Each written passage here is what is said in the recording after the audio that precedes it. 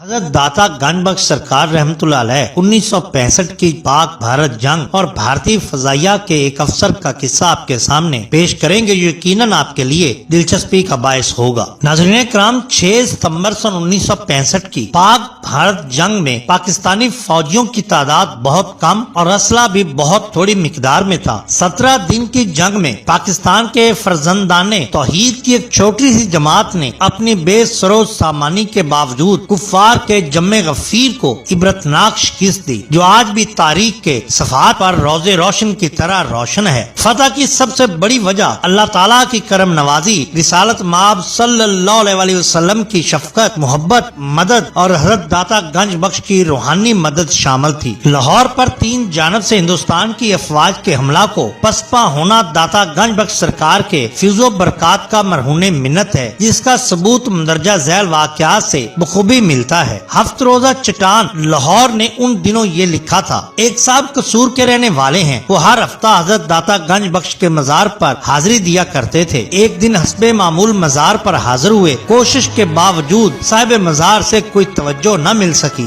اس پس و پیش کے عالم میں انہوں نے 3 دن تک وہیں قیام کیا۔ آخری رات چند لمحات کے لیے زیارت نصیب ہوئی تو حضرت داتا گنج بخش سرکار رحمت اللہ علیہ نے فرمایا کہ محاذ پر مصروف تھا، اس لیے نہیں پہنچ سکا۔ سرکار دو جہاں صلی اللہ علیہ وسلم کے فرمان کے مطابق بزرگان دین پاکستان کی سرحدوں پر متعین کیے گئے ہیں اور پاکستان کی حفاظت کے لیے جہاد کا حکم دے دیا گیا ہے۔ جنگ کے ایام میں روزنامہ حریت کراچی اور روزنامہ مشرق لاہور میں مدینہ منورہ سے ایک صاحب کا خط شائع ہوا، جس میں لکھا تھا کہ مکتوب نگار کو آن حضور صلی اللہ علیہ وسلم کی زیارت نصیب ہوئی۔ دیکھا کہ سرور کونین حرم نبوی صلی اللہ علیہ وسلم کے باب الاسلام میں بڑی اجلت میں ہے اور آپ کے ساتھ صحابہ کرام کا قافلہ بھی ہے۔ رسالت مآب صلی اللہ علیہ وسلم فرما رہے تھے کہ پاکستان پر کفار نے حملہ کر دیا، اس لیے جہاد فرض ہو گیا اور سواری بڑی تیزی سے روانہ ہو گئی۔ جنگ کے دوران ایک ہندوستانی طیارہ دریائے راوی کے قریب گرا لیا گیا۔ اس کا پائلٹ، جو کہ ایک سکھ نوجوان تھا، پیراشوٹ کے ذریعے زمین پر محفوظ اتر گیا۔ اس نے اس امر کا اعتراف کیا کہ متعدد بار اس نے راوی کے پل کو بم سے اڑانے کی کوشش کی، مگر ہر بار ایک ہاتھ جس پر سبز رنگ کی پٹی تھی مجھے گرفت میں لے کر عاجز کر دیتا تھا۔ کئی بار میں بچ بچا کر نکل گیا،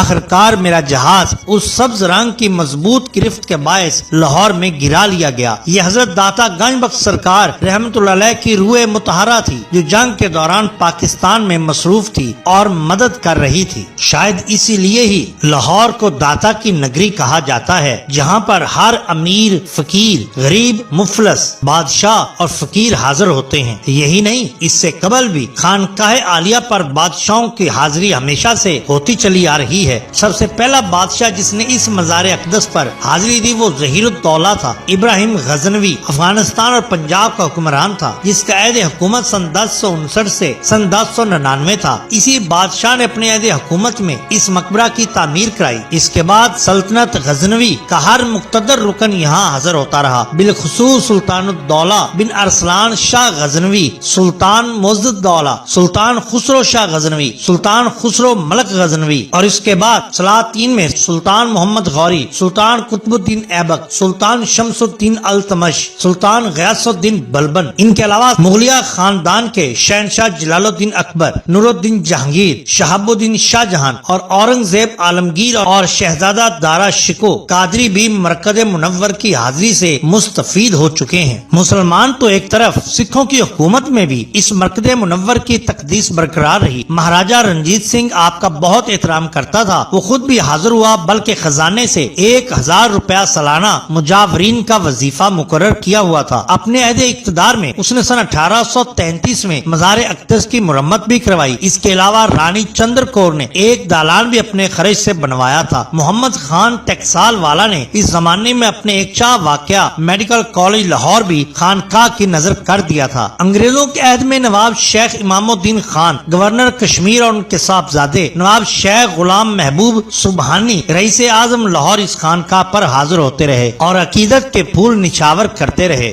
گنج بخش فیض عالم مظہر نور خدا، ناقصاں را پیر کامل کاملاں را رہنما۔ محترم ناظرین، یہ شان ہوتی ہے اولیاء اللہ